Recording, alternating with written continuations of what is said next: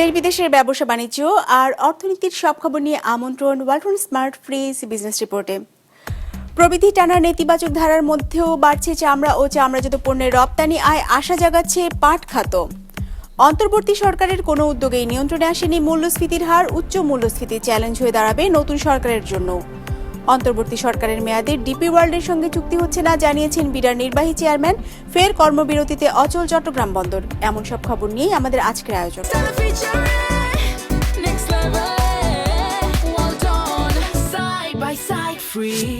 রপ্তানি খাতে টানা নেতিবাচক প্রবৃদ্ধির মাঝেও আশা জাগাচ্ছে চামড়া খাত। টানা 6 মাস ধরে ইতিবাচক আয় আসছে চামড়া ও চামড়াজাত পণ্য থেকে।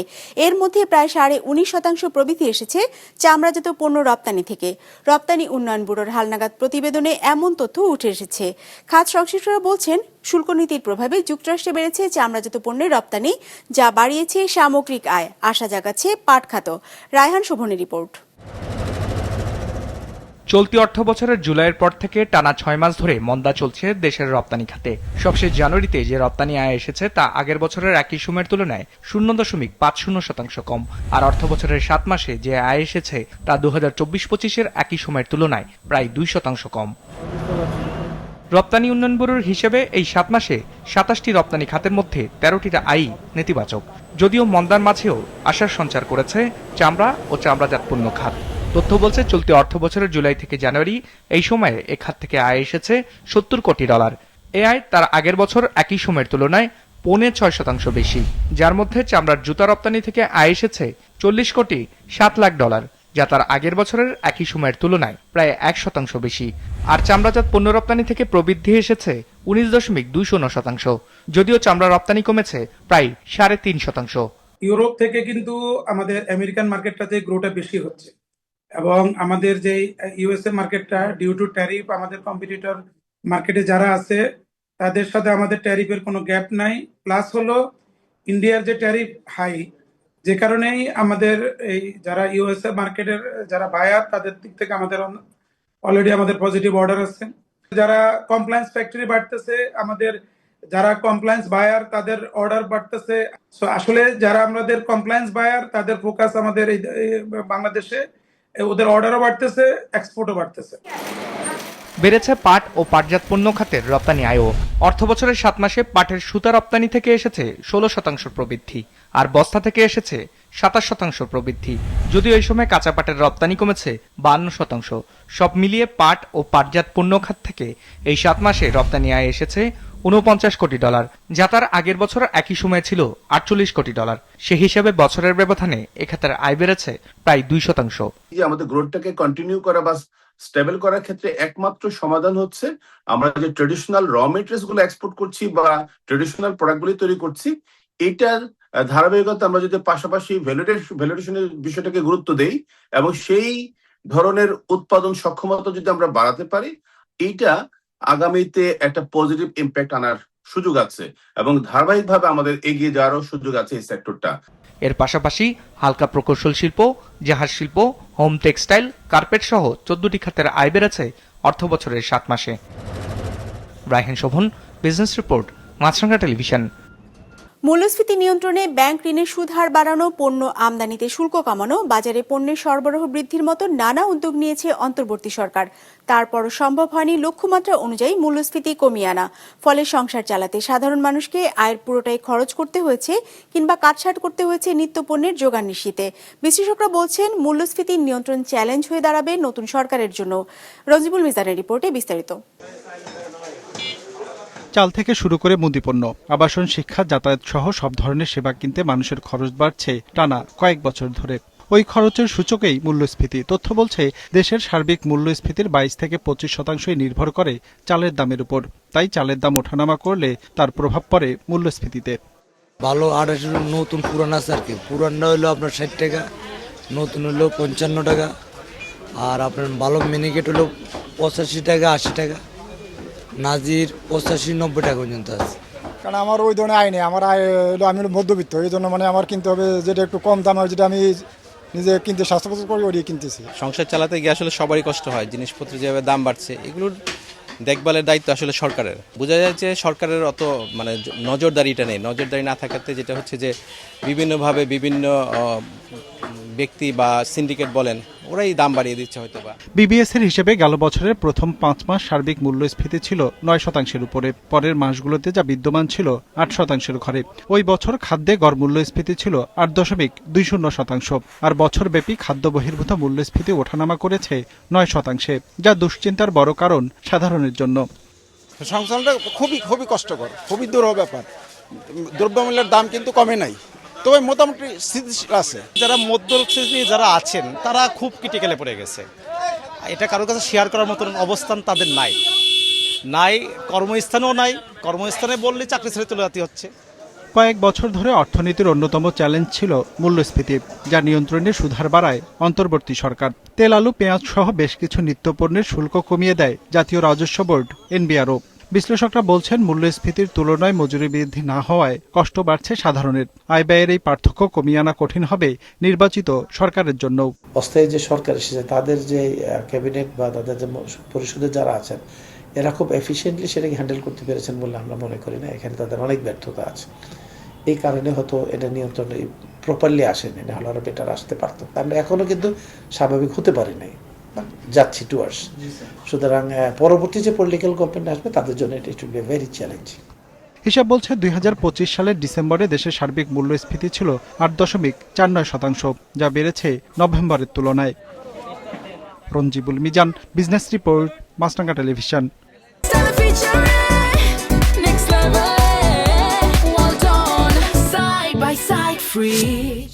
অন্তর্বর্তী সরকারের আমলে ডিপি ওয়ার্ল্ডের সঙ্গে চট্টগ্রাম বন্দর ইজারা চুক্তি হচ্ছে না বলে জানিয়েছেন বিডার নির্বাহী চেয়ারম্যান আশিক চৌধুরী। এদিকে 2 দিন স্থগিতের পর ফের কর্মবিরতিতে অচল চট্টগ্রাম বন্দর, যদিও বন্দর সচল থাকার দাবি করেছেন বন্দর চেয়ারম্যান। চট্টগ্রাম থেকে বিস্তারিত জানাচ্ছেন মোহসেনাজ শিহাব, ক্যামেরায় ছিলেন রবিউল টিপু। সকাল থেকে স্থবির চট্টগ্রাম বন্দর। এরই মধ্যে নিউ মুরিং কন্টেনার টার্মিনাল পরিচালনার দায়িত্ব ডিপি ওয়ার্ল্ডকে দেওয়ার চুক্তি অন্তর্বর্তী সরকারের আমলে হচ্ছে না বলে সাংবাদিকদের জানান বিডার নির্বাহী আশিক চৌধুরী। আমরা আজকে ডিপি ওয়ার্ল্ড থেকে একটি চিঠি পেয়েছি ওনাদের কাছ থেকে। আজকে সকালে প্রধান উপদেষ্টার কার্যালয় থেকে এসেছে।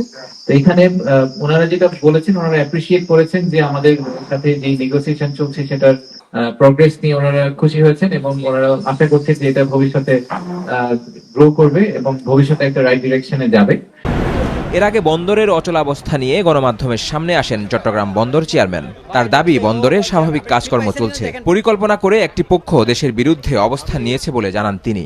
আমি বলবো যে পুরো প্রক্রিয়াটাকে হাইজ্যাক করার একটা অপচেষ্টা এবং বন্দরকে হাইজ্যাক করে নিয়ে জনগণকে জিম্মি করে এই ধরনের কার্যকলাপে কিছু বিপদগামী কর্মচারীরা তারা এই পথ বেছে নিয়েছে। তো যারা এগুলো নিচ্ছে তারা তো রাষ্ট্রের বিরুদ্ধে তারা অবস্থান নিয়েছে, তারা এই জনগণের বিরুদ্ধে অবস্থান নিয়েছে এবং জনগণকে জিম্মি করেছে। এই রোজার আগে যেখানে মানুষের এখন আপনার হলো সবার একটা ইয়ে হয়েছে যে বাজারে কিভাবে দ্রব্যমূল্য কমানো যায়, সেই সময় এসে এরকম একটা করে জনগণের একটা অসন্তোষ সৃষ্টি করা। এদিকে বন্দরে ধর্মঘট ঠেকাতে কঠোর হওয়ার হুঁশিয়ারি দিয়েছেন নৌ উপদেষ্টা। সচিবালয়ে আজ তিনি বলেছেন, ঘটনায় জড়িত কয়েকজনকে এরই মধ্যে আটক করা হয়েছে। 18 কোটি মানুষকে তারা জিম্মা রাখছে, এটা চলতে দেওয়া যায় না। Therefore the government has decided to go in hard line. ইতিমধ্যেই কয়েকজনকে ধরা হয়েছে, বাকিদেরকে ধরা হবে এবং আশা করি যে পোর্ট চালু যদি যে কেউই হোক পোর্ট চালু রাখার ব্যাপারে প্রত্যক্ষ বা পরোক্ষভাবে কোনো কিছু করছে তাহলে তাকে ধরা হবে। That's a hard line. তবে চেয়ারম্যান বন্দর সচল আছে দাবি করলেও বন্দর থেকে বের হওয়া শ্রমিকরা জানান, কাজ পুরোপুরি বন্ধ। সকাল 9টা থেকে গেছি, একটা গাড়ি ঢুকে নাই। আগে তো গাড়ি তো ঢুকলেও জাহাজ থেকে মাল নামালামা হয়তো কন্টেনার মানে জাহাজ চলতেছে না। আমরা বন্দরে গিয়েছিলাম কিন্তু কোনোক্রমেই কার্যক্রম চালু নেই, বর্তমান সব কার্যক্রমই বন্ধ রয়েছে। আমরা ভিতর থেকে আসতেছি যে এখন মালার জন্য এখানে ডেলিভারি নাই। অন্যদিকে ডিপি ওয়ার্ল্ডের সঙ্গে চুক্তি হবে না এমন তথ্যের বিষয়ে নিশ্চিত হতে পারছে না বন্দর রক্ষা সংগ্রাম পরিষদ। তারা জানায়, লিখিত কিছু না পাওয়া পর্যন্ত ধর্মঘট প্রত্যাহার করা হবে না। এর আগে দুপুরে সমন্বয়করা জানান, সব দাবি না মানা পর্যন্ত আন্দোলন চলবে। আমাদের 6 জন সহকর্মী আটক হয়েছে, তার মধ্যে 2 জন খুবই বয়স্ক মানুষ, বয়োবৃদ্ধ মানুষ, তাদেরকে আটক করা হয়েছে। আমাদের চূড়ান্ত বিজয় না হওয়া পর্যন্ত আমাদের আন্দোলন চলবে, উইথড্র করার কোনো প্রশ্নই আসে না। দুই পক্ষের দ্বন্দ্বের জেরে বন্দর জেটিতে আটকে আছে 9টি এবং ঢোকার অপেক্ষায় 5টি জাহাজ। এতে লোকসানের পাল্লা আরও ভারী হচ্ছে বলে জানিয়েছেন ব্যবসায়ীরা। মোহসেনাত শিহাব, বিজনেস রিপোর্ট, মাছরাঙা টেলিভিশন। নীলফামারীতে প্রতি বছর বাড়ছে ভুট্টার আবাদ। কম খরচে অধিক লাভ আর দ্রুত উৎপাদনের কারণে এ অঞ্চলের কৃষকরা ঝুঁকছেন বিভিন্ন জাতের ভুট্টা চাষে। দাম ভালো পাওয়ায় কৃষকদের আগ্রহের কেন্দ্রবিন্দুতে পরিণত হয়েছে বেবিকর্ন নামে পরিচিত কচি ভুট্টার আবাদ। নীলফামারী জেলা রিপোর্টার মঞ্জুরুল আলমের পাঠানো তথ্য ও ছবিতে ডেস্ক রিপোর্ট। মাঠ জুড়ে সবুজের সমারোহ, সারি সারি ভুট্টার খেতে ব্যস্ত কৃষক। নীলফামারীর ডোমার, ডিমলা, জলঢাকা ও সদর উপজেলা সহ জেলার বিভিন্ন এলাকায় চলতি মৌসুমে ব্যাপক আকারে ভুট্টা চাষ হচ্ছে। দ্রুত ফলন ও বাজারে ভালো দামের কারণে সাধারণ ভুট্টার পাশাপাশি কচি ভুট্টা বা বেবিকর্ন উৎপাদনেও ঝুঁকছেন অনেক কৃষক। ধান কাটার পরে এই ভুট্টা লাগানো হয় আগাম ভুট্টা। এই ভুট্টা খুবই সুন্দর জাত। এই ভুট্টা আমাদের খুবই ফলন ভালো হয়, মাখই বলা হয়।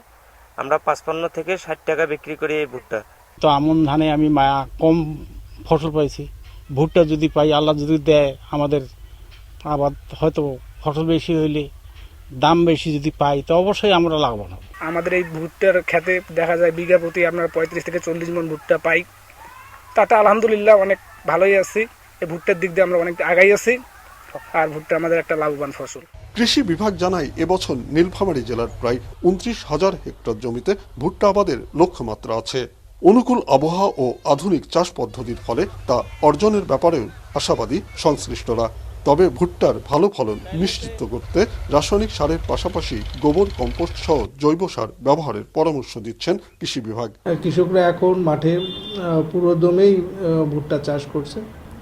তবে আমরা কৃষকদেরকে পরামর্শ দিচ্ছি যে বেশি করে জৈব সারের সাথে সাথে আমাদের যে খামারি অ্যাপস আছে সেই অ্যাপস ব্যবহার করে যাতে কৃষকরা ভুট্টাতে সার প্রয়োগ করে, এবং সেক্ষেত্রে দেখা যায় যে অনেক বিশেষ করে নন ইউরিয়া যে সারগুলো আছে সেগুলো সারে একটু সাশ্রয় করা সম্ভব হয়।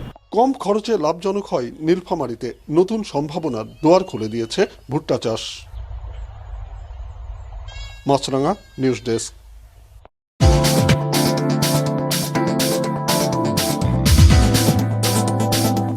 সূচক পতন দিয়ে শেষ হয়েছে ঢাকা স্টক এক্সচেঞ্জে সপ্তাহের প্রথম কার্যদিবসের লেনদেন। সার্বিক সূচক ডিএসসি এক্স 5 পয়েন্ট কমে দাঁড়িয়েছে 5,229-এ। বেচা কেনা হয়েছে 478 কোটি টাকার। লেনদেনে অংশ নেওয়া প্রতিষ্ঠানগুলোর মধ্যে দর বেড়েছে 162টির, কমেছে 162টির, আর অপরিবর্তিত আছে 69টির দর। এবার বাজার নিয়ে বিশ্লেষণ শুনবো ব্র্যাক ইপিএল স্টক ব্রোকারেজের। আজ ডিএসএক্স ইন্ডেক্স ক্লোজ হয়েছে 5,229.09 পয়েন্টে, যা গত বৃহস্পতিবারের তুলনায় 5.29 পয়েন্টস কম। আজ টার্নওভার ওয়াইজ মার্কেটে নিম্নমুখী প্রবণতা লক্ষ্য করা গেছে, যা গত বৃহস্পতিবারের তুলনায় 18.9% কম। উল্লেখ্য, আজকের সেশনে most of the large cap সেক্টরে নেগেটিভ পারফরমেন্স লক্ষ্য করা গেছে, যার মধ্যে হাইয়েস্ট লস হয়েছে ইঞ্জিনিয়ারিং সেক্টরে, followed by pharmaceuticals and bank. Turnover wise top সেক্টরগুলো ছিল যথাক্রমে pharmaceuticals, followed by textile and bank. আজকের সর্বাধিক ট্রেডেড স্টকগুলো হলো Asiatic Laboratories Limited, Simtex Industries PLC and K N Q Bangladesh Limited. Semiconductor খাতে সহযোগিতা আরও বাড়ানোর অঙ্গীকার করেছে ভারত ও মালয়েশিয়া। একই সঙ্গে ভারতের প্রধানমন্ত্রী নরেন্দ্র মোদীর মালয়েশিয়া সফরে প্রতিবেশী দুই দেশই নিজেদের মধ্যকার বাণিজ্য ও নিরাপত্তা সম্পর্ক আরও জোরদার করবে বলে জানিয়েছে। বিস্তারিত ডেস্ক রিপোর্টে। 2 দিনের সরকারি সফরে শনিবার মালয়েশিয়া পৌঁছান ভারতের প্রধানমন্ত্রী নরেন্দ্র মোদী। সেখানে তাকে লাল গালিচায় স্বাগত জানান মালয়েশিয়ার প্রধানমন্ত্রী আনোয়ার ইব্রাহিম। রোববার মালয়েশিয়ার প্রধানমন্ত্রী আনোয়ার ইব্রাহিমের সঙ্গে বৈঠক করেন নরেন্দ্র মোদী। আনোয়ার ও মোদীর বৈঠকের পর সেমিকন্ডাক্টর, দুর্যোগ ব্যবস্থাপনা, বাণিজ্য, বিনিয়োগ, খাদ্য নিরাপত্তা, প্রতিরক্ষা, স্বাস্থ্যসেবা, পর্যটন ও শান্তি রক্ষা সহ দুপক্ষের মধ্যে 11টি সহযোগিতা চুক্তি সই হয়।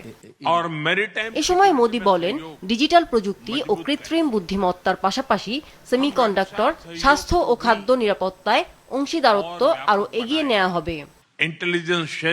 নিরাপত্তার ক্ষেত্রে আমরা সন্ত্রাসবাদ দমন, গোয়েন্দা তথ্য ভাগাভাগি এবং সামুদ্রিক নিরাপত্তায় সহযোগিতা জোরদার করব। আমরা প্রতিরক্ষা সহযোগিতা আরও বিস্তৃত করব। কৃত্রিম বুদ্ধিমত্তা এবং ডিজিটাল প্রযুক্তির পাশাপাশি আমরা সেমিকন্ডাক্টর, স্বাস্থ্য এবং খাদ্য নিরাপত্তায় সহযোগিতা এগিয়ে নেব। ভারতের প্রধানমন্ত্রীর এই সফর দুই দেশের কৌশলগত সম্পর্ককে আরও শক্তিশালী করবে বলে মন্তব্য করেছেন মালয়েশিয়ার প্রধানমন্ত্রী Anwar Ibrahim. ASEAN contacts would certainly benefit immensely. আন্তর্জাতিকভাবে অর্থনৈতিক ও বাণিজ্যিক ক্ষেত্রে এগিয়ে যাচ্ছে ভারত। মালয়েশিয়া যদি ভারতের সঙ্গে সহযোগিতার সুযোগ নিশ্চিত করতে পারে, তাহলে 2025 সালে আমরা যে $18.59 বিলিয়ন অর্জন করেছি, তার চেয়ে বেশি অর্জন করা সম্ভব হবে। That we achieved in 2025. তথ্য বলছে বিশ্বে সেমিকন্ডাক্টর রপ্তানিতে ষষ্ঠ অবস্থানে রয়েছে মালয়েশিয়া। দেশটির জিডিপিতে এ খাতের অবদান প্রায় 25%। ভারত ও মালয়েশিয়া তাদের মধ্যকার ব্যবসা বাণিজ্য ও লেনদেনে স্থানীয় মুদ্রা ব্যবহারের চেষ্টা অব্যাহত রাখবে বলে মন্তব্য করেন আনোয়ার ইব্রাহিম। গত বছর ভারত ও মালয়েশিয়ার মধ্যে $1,860 কোটি বাণিজ্য হয়েছে। আমিনা লুসি, বিজনেস রিপোর্ট, মাছরাঙা টেলিভিশন। দর্শক, আমাদের যে কোনো পর্ব নিজেদের সুবিধাজনক সময় দেখতে সাবস্ক্রাইব করুন বিজনেস রিপোর্টের অফিসিয়াল ইউটিউব চ্যানেল। ফেসবুক পেজে লাইক দিয়ে আপডেট থাকুন ব্যবসা বাণিজ্যের আলোচিত সব ঘটনা সম্পর্কে। আর আপনাদের মতামত জানান কমেন্টস অথবা ইনবক্স দেন। আজ এটুকুই, বিদায় নিচ্ছি, ভালো থাকবেন।